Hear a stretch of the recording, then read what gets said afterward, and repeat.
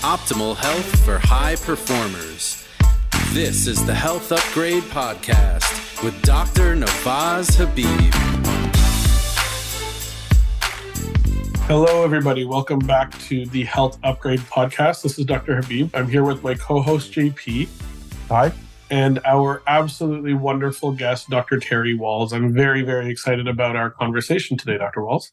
Hey, I am so excited to be here as well. So we're honored to have you here. I've been a fan for a very long time, and I want to share your story with our audience because your story is special and quite unique in the depth to which you were dealing with a chronic condition and how you were able to help get yourself out of that. So for those who don't know, please share your story. Let's hear a little bit about how you went through your journey. So in 2000, out walking with my wife, Jackie, a half mile from home, my left leg grows weak. Dragging it, I hobble home. I see the neurologist who says, Terry, this could be bad or really, really bad. And so we go through the workup for the next 3 weeks. And at night, I keep thinking about the 20 years of worsening electrical face pain that I've already endured. So I know, okay, this is a progressive disease. I don't want to be disabled. I would much rather die. So I'm praying secretly for a fatal diagnosis. That'll be quick, much more quick. In 3 weeks, I hear multiple sclerosis. I do my research, find the very best MS center in the country, go find who their best physician is, see them, take the newest drugs. So I treat my disease very aggressively. Still within 3 years, I hear tilt recline wheelchair. I'm clearly progressing. My face pain's progressing. My 10-year-old daughter hugs me as tears stream down my face. And I have to ask myself, am I really doing all that I can? I go back to reading the basic science in PubMed. I decide that mitochondrial dysfunction are the drivers of disability. I devise a supplement cocktail that slows my decline, helps me just a little bit with my fatigue. Then I discover a study using electrical stimulation of muscles. I ask my physical therapist, hey, can I try that? He calls it E-stim. He says, this is for athletes. It's really quite painful. And you have a lot of pain. But he does give me a test session. It hurts really bad. But when it's over, I feel great. And we add E-stim. And now keep in mind, this is 2007. I have severe fatigue. I have worsening brain fog. It's difficult to sit up. So I'm in a zero gravity chair with my knees higher than my nose. I have one at home, one at work. I have walking sticks, and I can take just a couple of steps with my walking stick.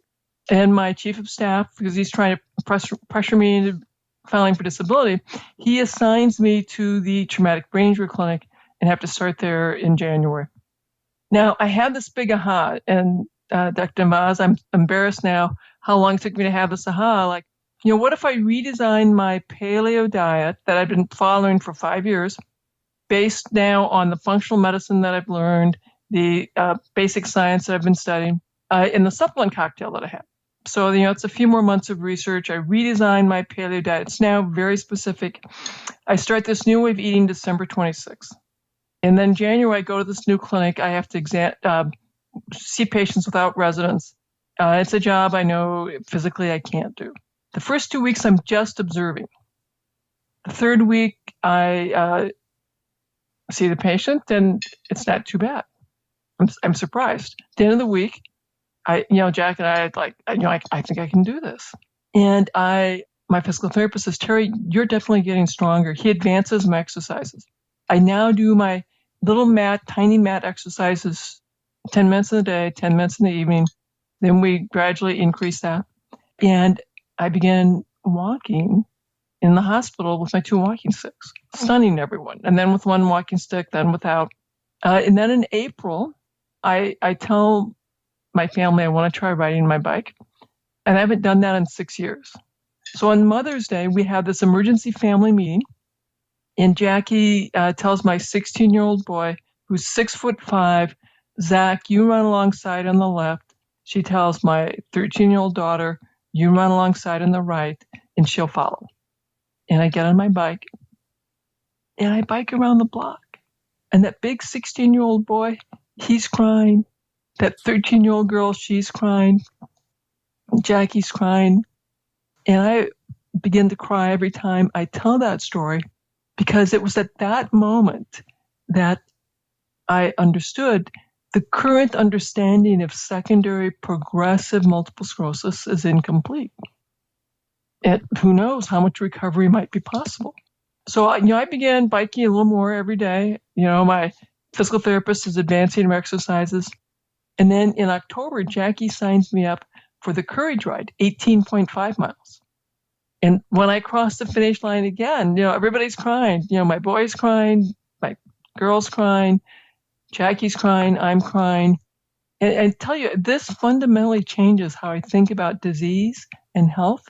It will change the way I practice medicine, and it will change the focus of my clinical research. There's no doubt that your story affects everybody. I feel the emotions myself. And for me, the image that I always come back to is the side-by-side of you in your wheelchair and a year later on your bicycle. On the bike.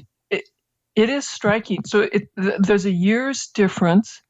And I want to make clear, people know I love the paleo diet. The paleo diet was not enough. I'd done that 5 years, wasn't enough. And I take a bunch of supplements. I still do. They were not enough. I certainly felt better with them. The eStim was super helpful and accelerated my recovery.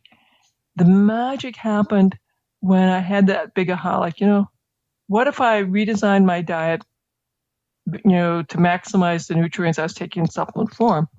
And that was stunning. It was absolutely stunning, the speed at which things began to get better. So let's dig in a little bit into what that aha moment was like. I love aha moments, those moments in science where there's just that epiphany.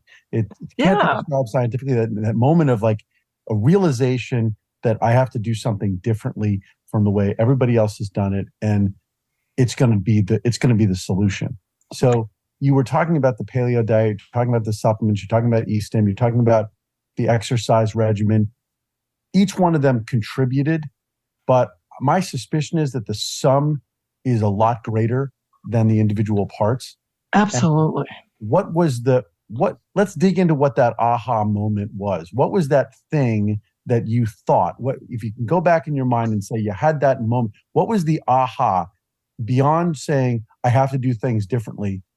What was the next step? It's like, I have to do things differently, and what it is that I need to do is X. What was that X? I'm going to get back into sort of the spiritual component. Now, keep in mind, at this point, I've had clearly 27 years of relentless worsening. I can't sit up. I have really horrific levels of pain from the trigeminal neuralgia. I'm beginning to have brain fog. My boss is putting a job that I know I can't do. That's going to land on me in a couple of months. I'll finally have to take medical disability. And I have been coming to terms with I'm going to be bedridden, I'm going to be demented, and my trigeminal neuralgia is probably going to be permanently on. Am I doing all that I can to slow this down?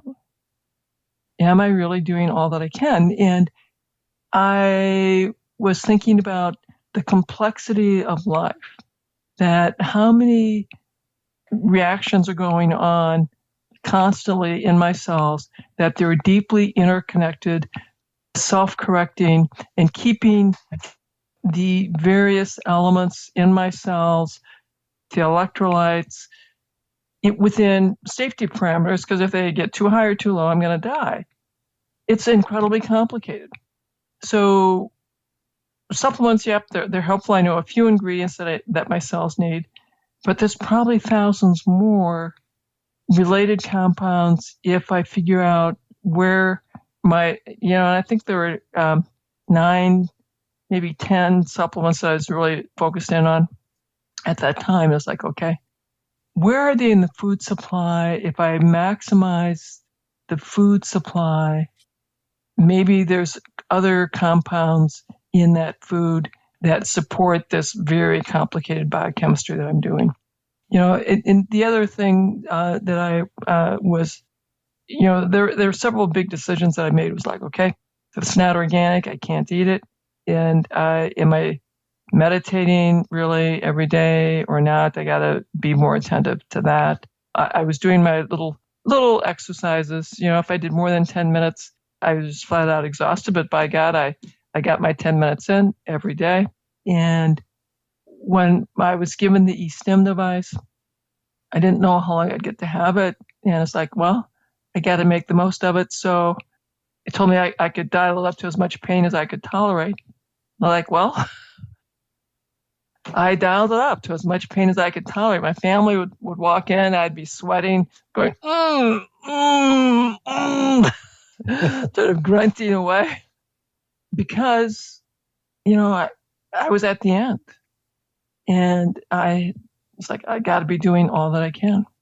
There's a great Scottish saying that if you think you've reached the farthest you can travel, you've gone only half as far as you truly can go. Mm-hmm. So I think you demonstrated that your initial vision of where the end was wrong, and you proved it to yourself and then to the rest of the world by pushing on, by continuing on despite all the odds. And I was asking myself, are you doing all that you can? And the other thing that really helped me, JP, was, so my kids, I became disabled as they grew up. And I certainly in my head had, deeply troubled thoughts. I certainly felt very despondent as I saw my life, my dreams slip away. But I also had to reimagine what parenting was like, and that I knew my two children were going to have their versions of really terrible times that they would have to face. And I could either model that, yep, life, you're going to run into buzzsaws now and then, and you either complain about it and whine, or you do all that you can every day anyway. And I knew that I needed to model what I saw my parents model on our farm was, yep, life's tough, so what? You get up and you do all you can anyway. And I had known that's what I was going to have to model. Of course, it got hard. It got really, really hard to do that. Right. If you had to go back and attribute your success and your recovery to one thing, you talked earlier about mitochondrial function, how really focused you were on making sure that your mitochondria were functioning well, healthy, not under oxidative stress, doing everything they were supposed to be doing. Do you, and I'm asking a question I don't know, do you attribute that as being one of the real key pieces of your equation? I'm going to go back a little bit. So the first key piece is, what is my why? Why am I going to do all this work to try and figure things out and then keep working at it? So we have to grow the motivation to do the work. Once you have accomplished that, okay, I got that going. And as I'm slogging through this basic science, because I'm not a PhD, so I had to really slog through and teach myself a lot. It certainly appeared to me that getting to have the mitochondria work more efficiently, more effectively was key. And at first I focused on supplements, then I focused on food, and then eventually I started focusing on, well, I can use electricity. Mm-hmm. And then I focused on, I can do hormetic stress. So saunas and cold showers and cold baths, breath holding. And as I got stronger, then more strength training. So there's been a gradual progression as I understand mitochondrial function and how we can rejuvenate our mitochondria more effectively. So gradually I get more tools in my toolbox. That piece that you mentioned, hormetic stress, something that we've mentioned quite often on the podcast, but it's so heavily linked to that recovery process and being able to teach your body how to recover from those minor stressors. Talk a little bit about some of the challenges and practical ways that you went through that. So I'm going to back up just a little bit. So before I went to medical school, I'm an athlete. I do martial arts. I do long distance running and black belt training in competition. And I way overtrained. In retrospect, I realized that I did not allow sufficient recovery time. And so I think that set me up to accelerate my autoimmune process. And when I began doing my mitochondrial resuscitation, I now realize that some of my early tinkering with supplements was actually hormetic stress for my mitochondria using nutrients, but it turned out to be super helpful. And then as I was training with my electricity, again, I'm doing a little bit of hormetic stress because my physical therapist worked with me at the pace at which I could reintroduce exercise. Because keep in mind, I am profoundly disabled at this point. I can sit up in a regular chair 10 minutes, only 10 minutes. Otherwise, I'm in a zero gravity chair or I'm in bed. In a zero gravity chair with your knees higher than your nose. Now, fortunately, I had been mentally clear. I was beginning to have brain fog. And so, the end was near in terms of my ability to function as a physician. But during that recovery period, when I'm reintroducing exercise, the dose of the exercise, I could tolerate it much more if I had my electrodes on and I was doing electrically driven exercise at the same time I'm doing my little volitionally driven exercise. So I got 10 minutes. And then, I'm tired and I recover and then I go off to work. And then I could get to 10 minutes in the morning and 10 minutes in the evening. And slowly, gradually, we're able to increase that. Interestingly enough, my physical therapist told me electrically driven exercise, if you do volitional exercise at the same time, 45 minutes will get you a bigger, stronger muscle. You're weak everywhere, have many muscles training sessions as you can fit into your day, you can do. So that's when I figured out, okay, well, I'm still working. I'm going to have to figure out how to do this while I'm at work. And it took me about a year, but I eventually figured out that I could take my device with me, wear it at work. Every hour I'd go move my electrodes, and I would have 10 minutes or 10 seconds, and then 20 seconds where I could really work, and then 10 seconds of pretty intense discomfort while I was doing my isometric. And if I was staffing residents, so I'm talking to people, then I had to have much lower current because I couldn't be grunting in the midst of staffing a patient. That would be poor form. So the supplements that you were taking and that are supportive of mitochondrial function, let's spend a couple of minutes talking about which, what you used and what their purpose is and, what effects they have. So, a couple of things that first, B vitamins, and then I came to realize that if you get B vitamins that are, quote, activated, so that first step that my cells would be responsible for, we could bypass. That way you could reduce the impact of genetic vulnerability. And so methylfolate, methyl B12, et cetera. And interesting enough, I've since done some genetics on myself, and I have several variations that lead to less effective mobilization of my B vitamins. And then we could look at minerals, zinc, selenium, iodine, magnesium, manganese. But zinc in particular, magnesium in particular, very helpful. Then coenzyme Q, certainly very, very helpful.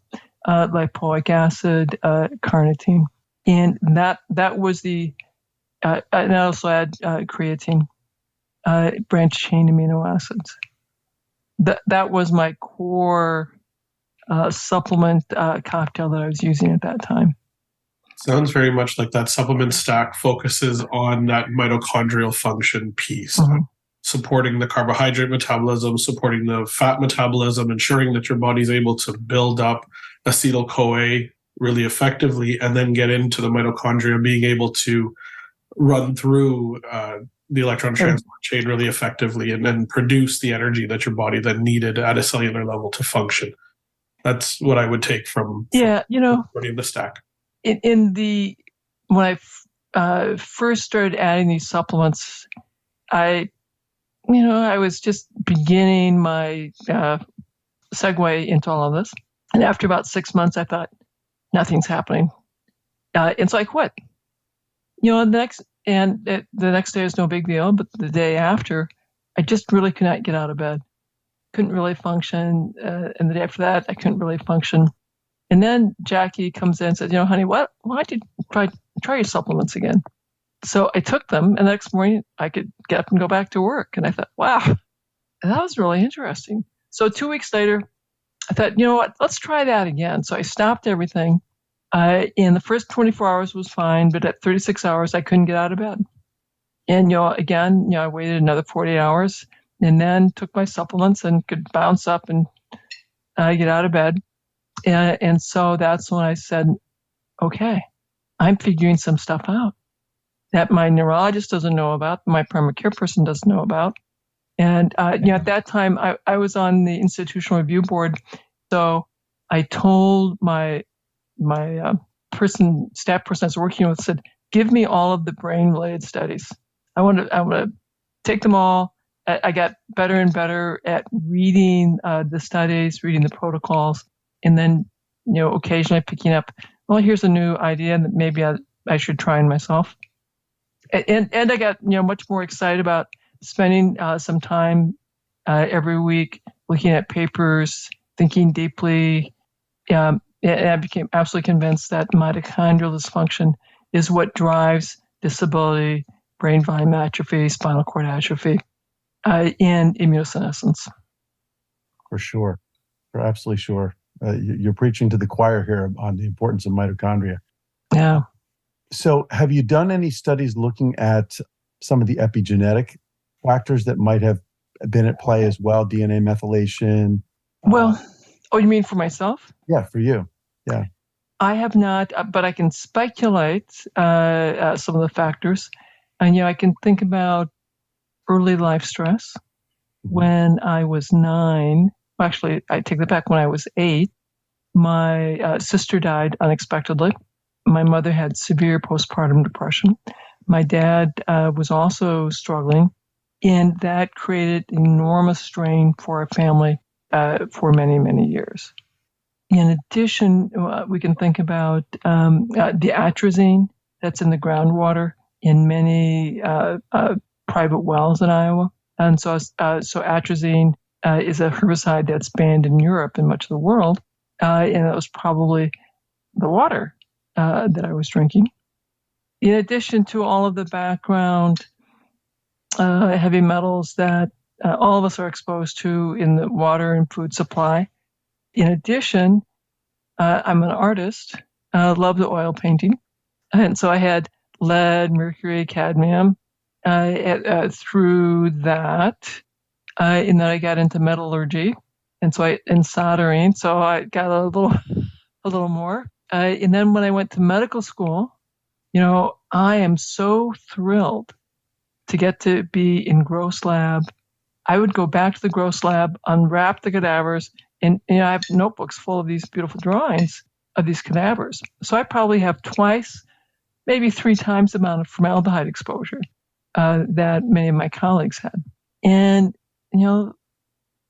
probably a little stress during medical school, not sleeping much. My vitamin D level dips down during medical school. And is it a surprise that my face pains begin to develop and become symptomatic during medical school? So, I think all of those factors are contributed to why I probably had some accelerated aging of my mitochondria. Oh, yeah, you should also throw in that, if you are a taekwondo in full contact free sparring tournaments, you get 2 points for kicking people in the head. So I certainly gave many concussions, but I also received a few along the way as well. For sure, all those stresses will add up. Yeah, there's no question. When I'm working with a client, I'm helping to kind of outline to them all of the potential stressors that have created the opportunity to go down this path. And I like to classify them into 4 areas. And you did a very good job of kind of explaining all 4 of those areas where there was childhood trauma and psychological stress that came up in your childhood, that there were biochemical stressors from the atrazine and from formaldehyde and all of the other chemicals that you were exposed to through your life. Your vitamin D levels coming down, that had a lot to do with potentially not being outdoors quite as much, not getting that sunlight exposure, the physical stress of being kicked in the head during Taekwondo, right? These concussions and these physical stressors are contributing factors, absolutely. And then the daily stressors of day-to-day life that so many people are experiencing. And so classifying those 4 and showing just how much they're pushing on that sympathetic nervous system, pushing you towards that fight or flight all the time, really helps to push you into that state where you are more prone to disease, more prone to going down that symptomatic path, where we're not in that rest, digest, recover, parasympathetic state quite as often. And so we need to learn how to be able to shift effectively towards the opposite side there. Yeah, I think now, the way I think about this, Dr. Navaz, is all of that accelerated the aging of my cells.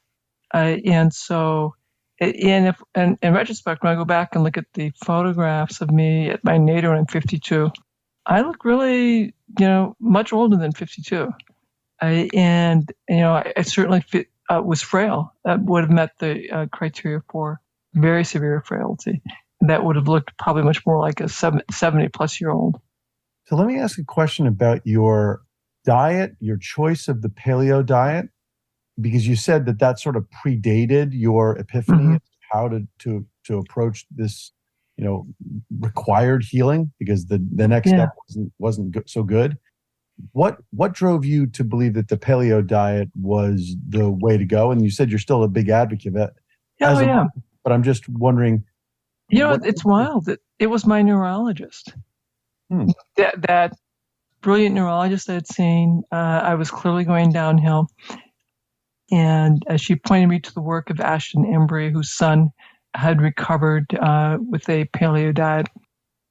So at that, and I'd been a vegetarian for 20 years. So I had looked over the research that they pointed me to, read Lauren Cordain's book on the paleo diet, and I basically implemented what is probably we call the autoimmune intervention protocol.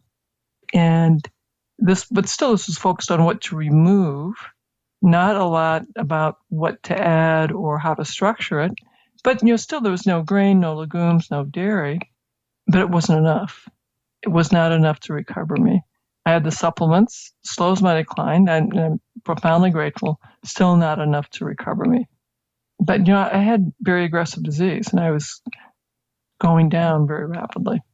Let's, one of the things that we like to talk about, and it's Dr. Beebe loves to discuss this extensively, is the microbiome.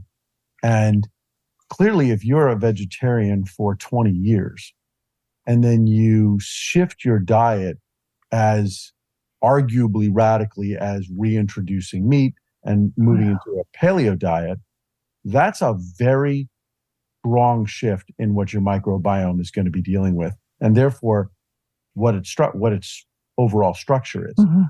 What portion of, I won't say what percentage, but to what extent do you believe that the microbiome adjustment and shift was an important component of you getting a handle on the decline that you were in? I certainly think the food we consume is acted on by the microbes and everything that's in our gut. And those metabolites then get into our bloodstream. and help us run the chemistry of life. I think the interaction of the food and the microbiome is what is a very, very big part of all of this.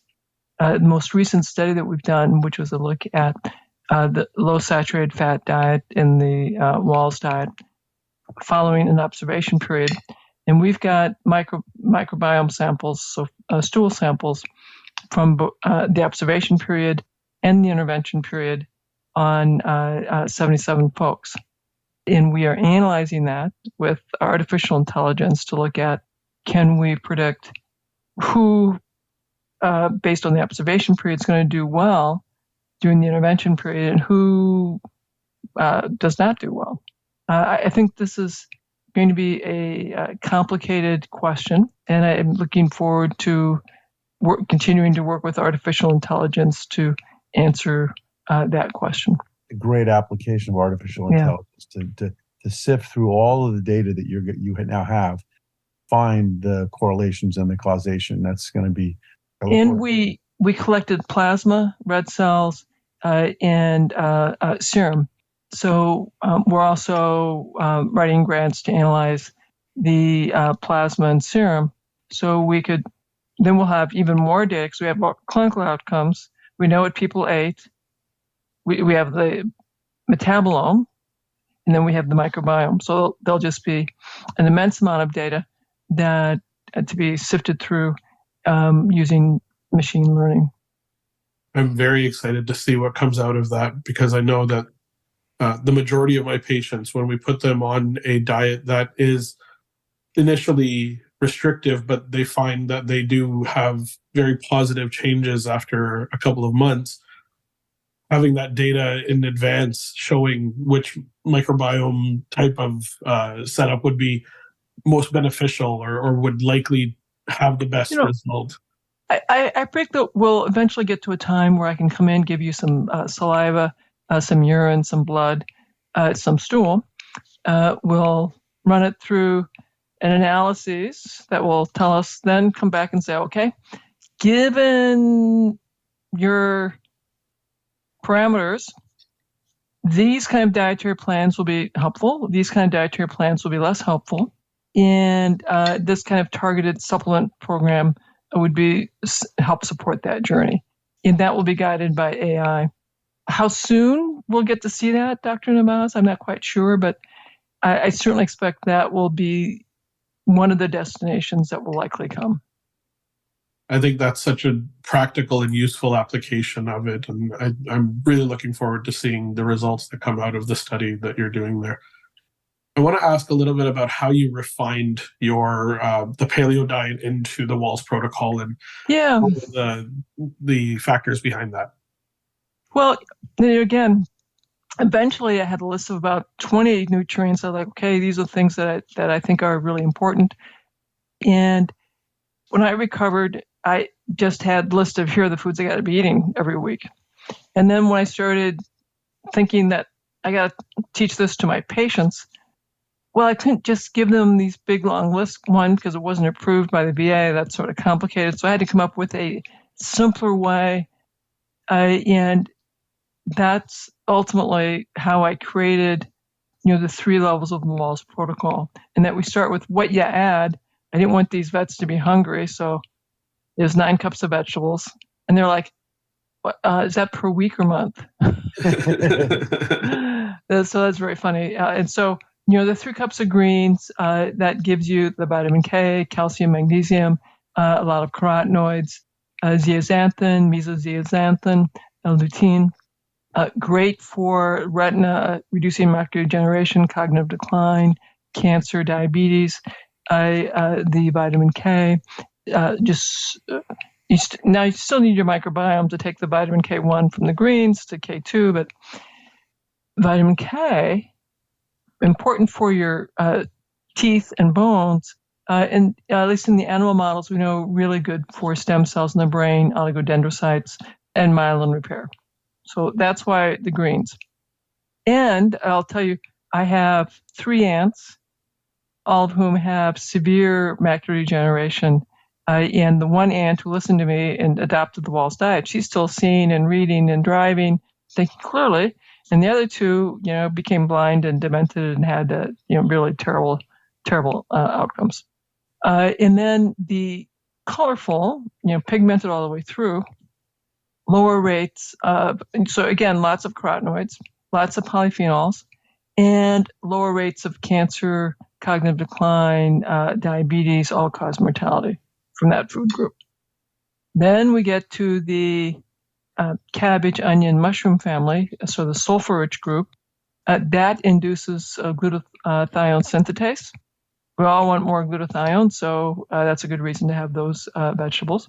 And more, it also really great for blood vessel health, great for detox, great for neurotransmitter development in the brain. And then for mushrooms, now you have to be careful when I talk about mushrooms.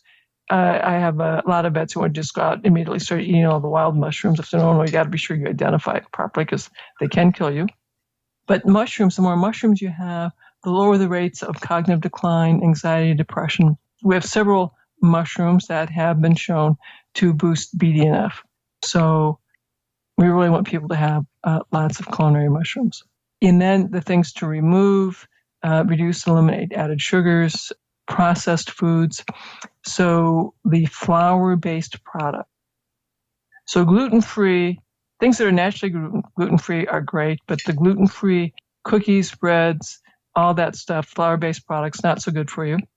Gluten-free grains, such as rice, a little bit would be okay. It's like, one serving a day, so half cup of rice. If that makes it easier for people to stay on the program, I'm fine with that. Dairy, you got to take dairy out. I let people know that milk is a great product for growing our young. Mammals have been doing it for 200 million years, but when they are weaned, they don't get to keep having milk. There are a lot of growth factors in milk that really help us grow rapidly when we're very young. Once our bones fuse, those growth factors can help us grow fat, not so good for us, or grow dysplastic cells, cancerous cells, also not so good for us. So, and furthermore, and then also took eggs out. Eggs, a great superfood.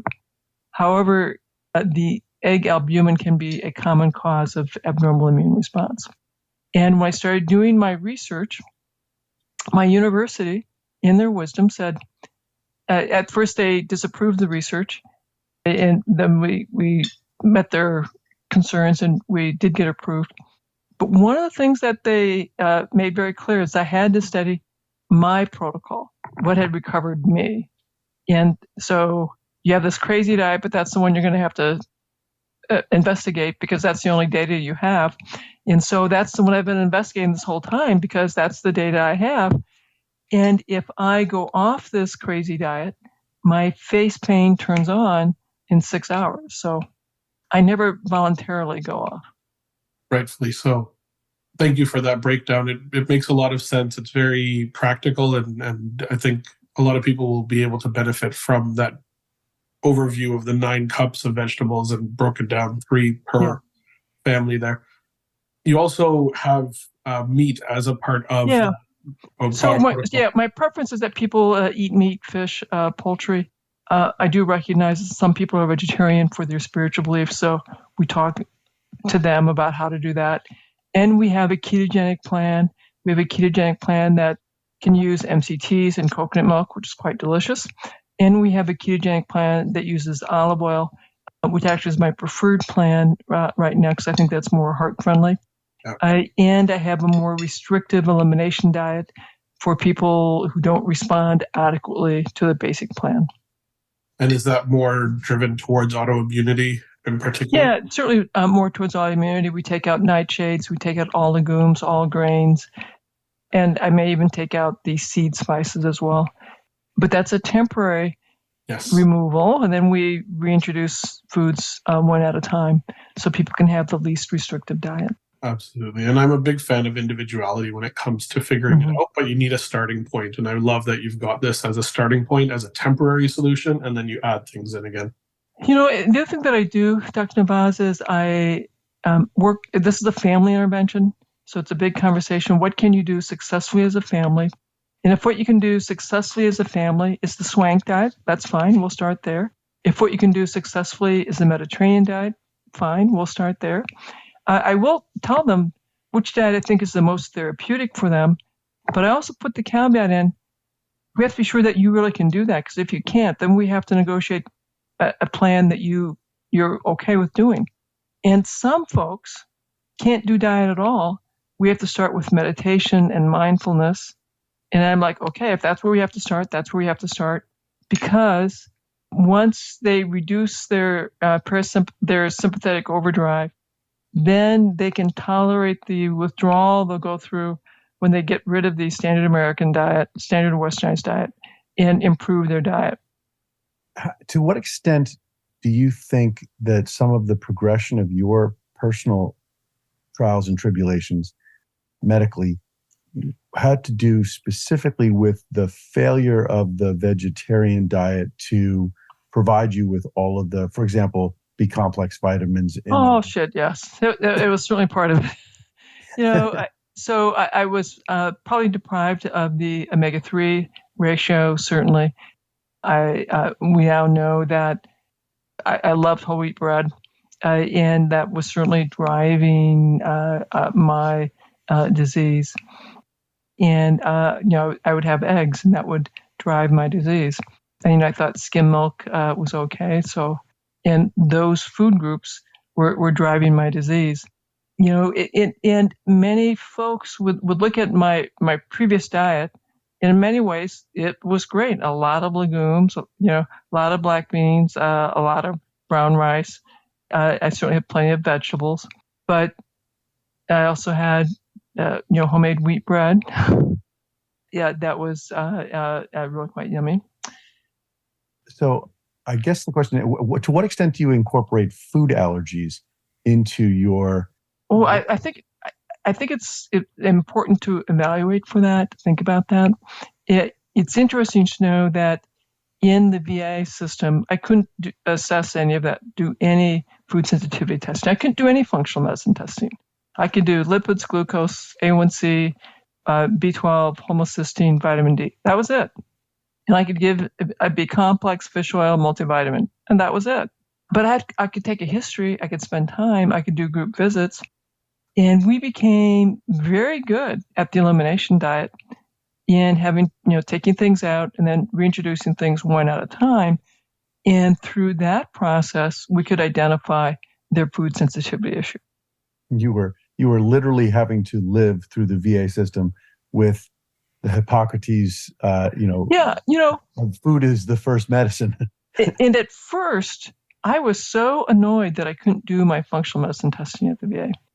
Later, after doing that for several years, I was so glad that I had been restricted, that I had to learn how to listen deeply to my patients, do the elimination diet, take everything out, gradually put it in, and that we had become so expert at motivational interviewing and health behavior change. We created this 15-step process that is basically the Wahls behavior change model that was profoundly effective at getting people to make big changes to their diet and lifestyle, which led to dramatic changes in their complex chronic autoimmune diseases.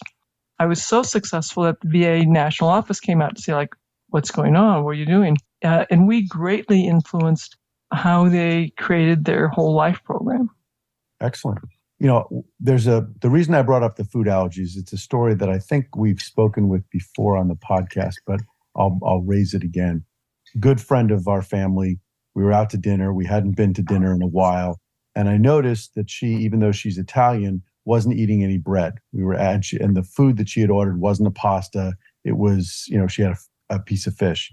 And I said, Anne, why aren't you having any bread? And she revealed to me that it really had gotten to the point for her where her gluten allergy had reached a stage where any kind of pizza or a piece of bread or a bowl of pasta or anything like that would leave her for the next day feeling like she had been hit by a truck. Swollen, joints aching, headache, brain fog, all of the typical sort of gluten allergy symptoms, but really very, very debilitating for her. And she had just cut it all out. And as much as she would like to have it back, she couldn't do it.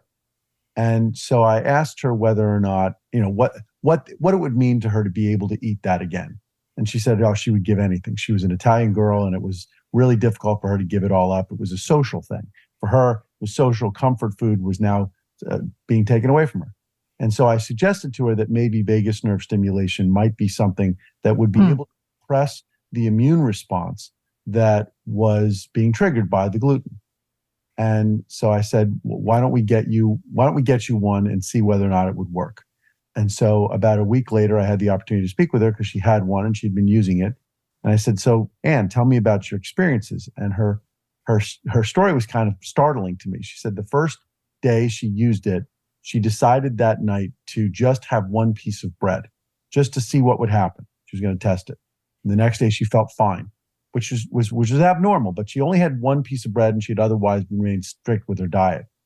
But she felt it was so remarkable to her that she had no symptoms whatsoever from it, that she decided to sort of jump from 0 to 60 miles an hour. And that night she went out and she had pizza before dinner. She had a bowl of pasta with dinner. She had cake. She had bread. She even, when they went out to the boardwalk where they were at the Jersey Shore, she even had a falafel, one of those, funnel cakes.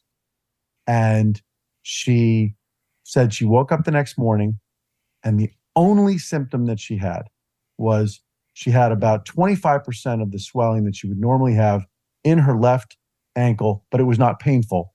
She just noted that her left ankle was a little swollen, but no other symptoms whatsoever. Wow. She was thoroughly blown away.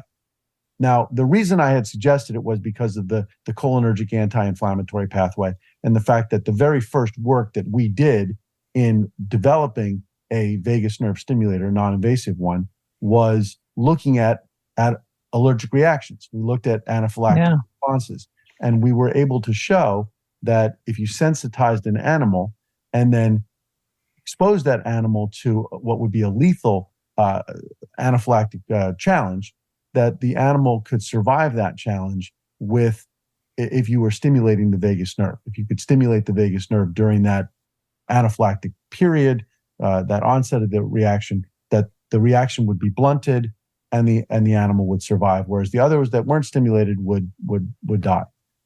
So we were fairly amazed by the results that we got in that setting. But of course, EpiPens and other things work pretty well for treating anaphylactic shock. So it wasn't a business model for us to pursue. But I thought in the back of my head, I was like, food allergies, like a gluten allergy, is an example where perhaps that cholinergic anti-inflammatory pathway that's triggered by vagus nerve stimulation would be useful.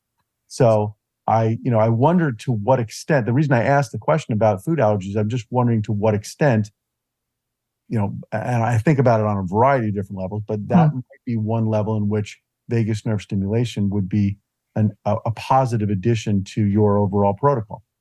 It might be. I love electricity. I spend a couple hours a day doing e-stim still, even though I can strength train. This morning I jogged around the block. So yes, I think it'd be a very interesting addition. Yeah, it would be. I would love to follow up with you maybe after the call about a way to study that. If you're in the mood. Yeah. And I love electricity. I love tinkering.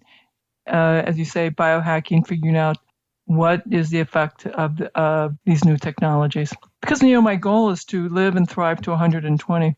Still be doing research, still having postdocs, still lecturing to the medical students and the physical therapy students, dietitian students. When you reach that goal, don't give up. Oh, absolutely. I'll go on to 150. All right, good. Take them in 30-year chunks. I love it. Yeah, absolutely. I love it. The research behind that is very specific, that vagus nerve has a lot of nerve endings at the gut in particular. Mm-hmm. There are some really interesting studies showing that vagus nerve stimulation prevents ultrastructure injury of the epithelial lining of the gut. It protects the epithelial glycocalyx that's being produced in the gut lining as well as in the blood vessels. So that's a whole nother area that it could be very beneficial in, and it prevented colitis when it's induced by DSS, like through injection. Yeah. We've talked about with that electrical stimulation piece. So that electricity can be utilized really effectively when done so to prevent and to help support movement towards that parasympathetic state in a therapeutic sense. And I really feel like it could be a great addition to what you're doing, and that's why we're big proponents of it. Yeah, the cholinergic anti-inflammatory pathway isn't just one pathway. The original pathway that Kevin Tracy discovered is through the spleen, but there's and obviously that has a widespread effect. But there's also a gut pathway that's separate. There's a central nervous system pathway that's separate. They all do the same thing, and they're all based on acetylcholine being released and interacting with the alpha-7 nicotinic acetylcholine receptor. But the interesting fact that we've only just really touched on a little bit on the podcast, but is fascinating in the context of mitochondria, is that that alpha-7 nicotinic acetylcholine receptor that is so critical for this cholinergic anti-inflammatory pathway is not only expressed on the extracellular membrane of the cells, it's also expressed on the surface of mitochondria. Mm-hmm. And it plays a critical role in mitochondrial function.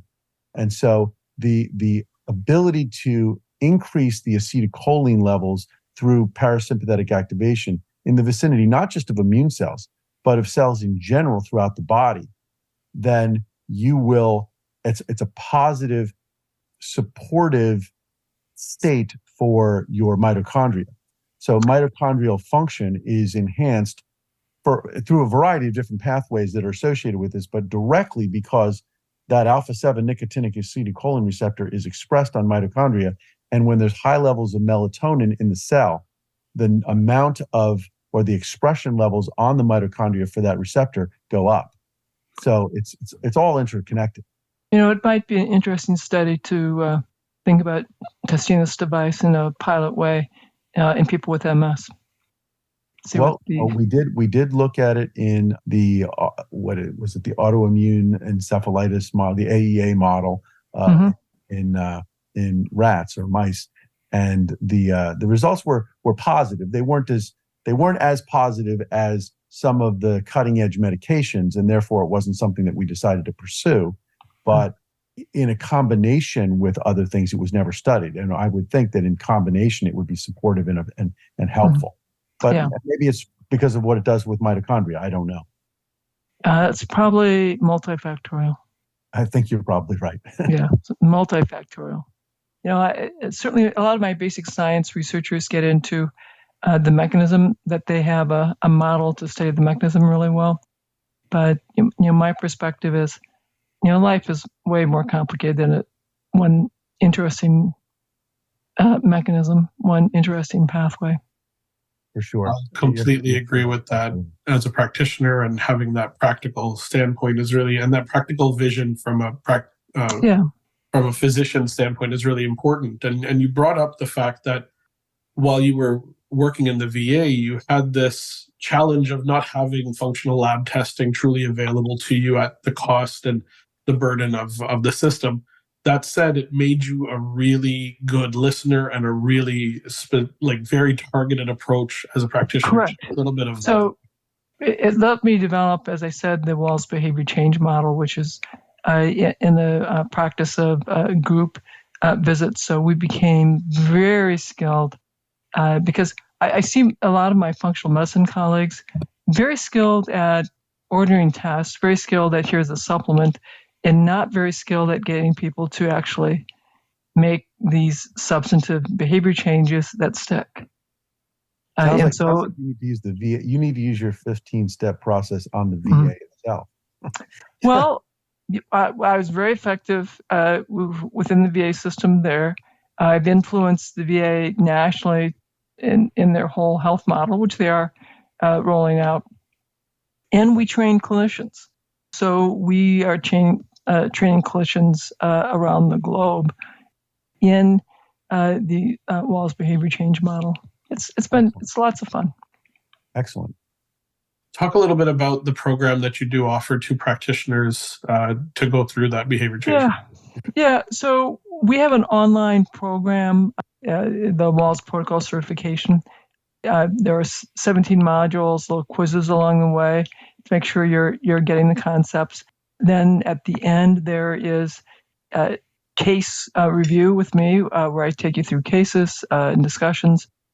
And then there's a test. Yes, you will have to pass a test. And if you don't pass the test the first go around, we give you some remedial help to make sure you understand the material. We'll give you another shot. And then we have monthly calls with all the practitioners going through cases, answering all of the submitted questions, and periodically having guests. And you guys might be an interesting set of guests to have come along and talk about vagal stem, for example. So if I see someone that has an interesting technology that I think would be helpful, we may invite them to come chat with our group. That would be very much appreciated. My wife is in the executive coaching space, and a lot of coaching involves at the psychological level getting people to make changes to their lives and change their behaviors and ultimately understand where their behavior triggers fall. Might be very interesting to have my wife interact with and learn your 15-step program. Oh, yeah. So that could be super interesting. What you could do is reach out to my team at va@terrywahls.com, explain her skills, credentials. She might already be eligible. If you have a health-related license or certificate, you're eligible. And then I tell people, if you don't, then contact us, explain why you think you are, and we'll address that case by case. Because the process of behavior change is where people are going to be successful in functional medicine, in conventional medicine, in executive coaching. I had the opportunity to work with our health psychologist, my own healing journey, and the healing journey of these vets, when my big tool was behavior change. Listening and behavior change. That's how I could work with these vets. And we had very, really, really basic supplements, B vitamins, vitamin D, a multivite, and cod liver oil or fish oil. And that was my supplement regimen. But man, we got amazing results. Just amazing results. And because we were in the VA system and we could monitor the electronic medical record, we could see the changes with the decreased medication use, weight loss, improved blood lipids, improved blood cholesterol.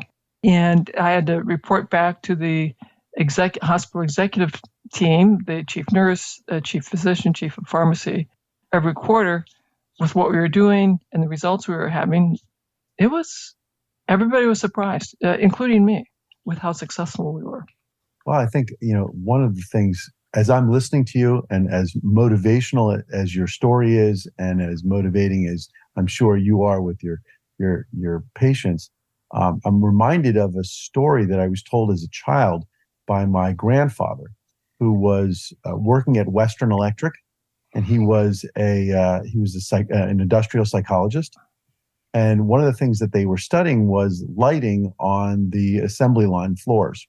And what they did was they increased the wattage of the lights in the room, and they found that productivity went up. And so they increased the lights again, to give even more wattage, and productivity went up again. And it got to the point where they put so much lighting in the room that the people who worked there started wearing sunglasses. And yet productivity was continuing to improve. And they decided that they needed to interview the people to figure out exactly why increasing the lighting was improving productivity, yet people were wearing things to prevent the lighting, wearing sunglasses. And the answer that they got was that the people said the changes that were being made demonstrated that management cared. And the fact that somebody cared about what they were doing meant that they would take pride in what they were working on. Yeah. And so the fact that somebody who is in a healthcare profession shows real dedication and real care is a big reason why That's people huge. get better. Correct. Absolutely. In that relationship, in the group calls, in the group visits, and our big conversations around your why, your hero's journey, big conversations about facilitators, barriers, addiction, and the creation of mentors, and that we could be so successful with minimal testing, with minimal labs, and behaviors, community groups, and caring.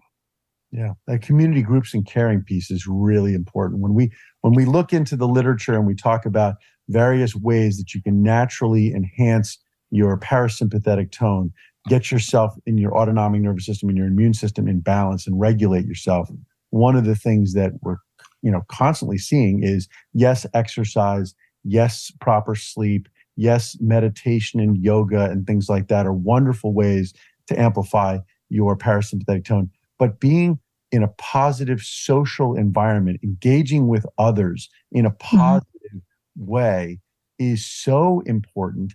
And it's one of the reasons when we talk about the Western society challenges from a health perspective, we a lot of times talk about diet, and we talk about the amount of time we spend in front of screens and the amount of stress we have with phones that we're on 24/7. There's no such thing as going home and just playing with the kids for the afternoon and evening. You're always on now with the smartphones and everything like that. But the other piece of it is the isolation of staring at a screen. The failure to have that in-person emotional, connection, physical, body language connection with other people.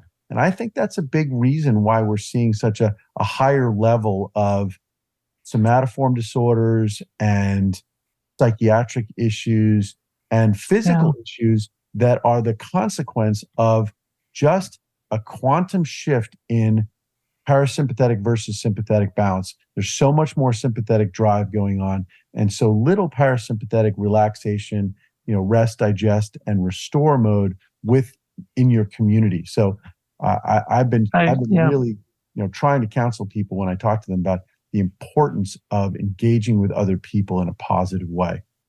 Yes, to all of that. Absolutely. For sure. So, this has been incredibly a valuable time for our audience, a great opportunity to extend the conversation that you and I began at the A4M meeting, about 6 months ago, and then again on your summit. And it was really, we appreciate the fact that you decided to join us and give us an opportunity to speak with you further on and go dive a little deeper for our audience. Dr. Habib? Yeah, just wanted to ask for you to share if anybody is interested in joining the practitioner training program. Yes.